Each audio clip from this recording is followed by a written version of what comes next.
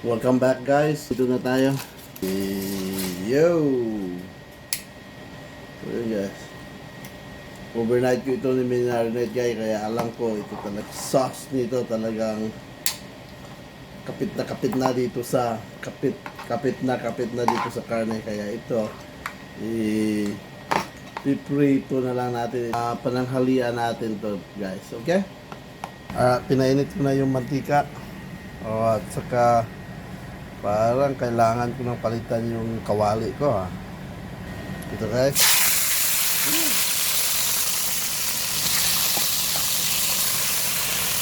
Kailangan lang natin sunog ng konti. Lulutuin ko pa ulit. 6 na piraso ito kaya bear with me kasi medyo matagal-tagal ito magprito.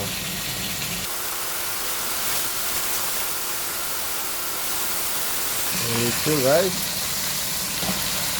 malapit tayo yung isang load, okay? Yung tatlo at saka may tatlo pa. Tama na yan, oh. Ang bango.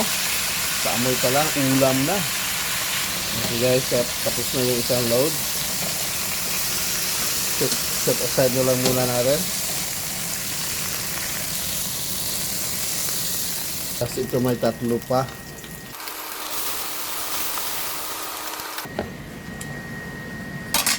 Hindi ko itapon itong pinagmamarinitan natin. So, ito, hindi tatapon. Ito yung pangluto mamaya pagkatapos ko na prito. Ito na guys, ibalik na natin ito at ating gawing beef steak. Okay? Ibalik natin para pampalambot. Tapos, dagdagan natin ng konting tubig. Tubig at saka suka na lang ito para lalabot ito ng konti. Saka dahan-dahan lang ang apoy. Okay, kumulo na, dagdagan na lang natin ng tubig.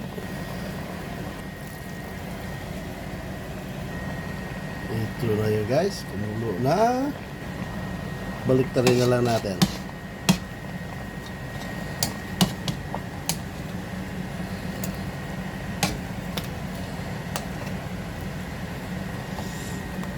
Basta luto ni Ross the Boss guys.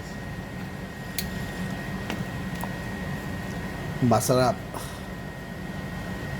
Kahit tansyaan lang, pero masarap.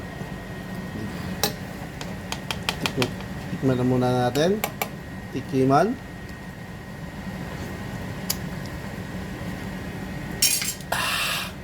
Sarap. Sa kulay pa lang guys, talaga masarap yan.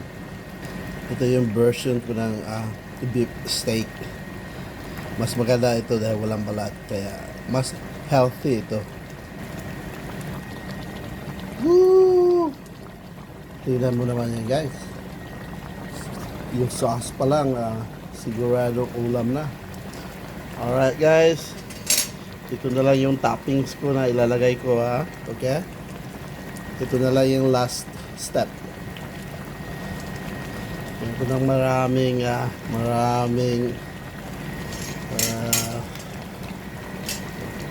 red onions.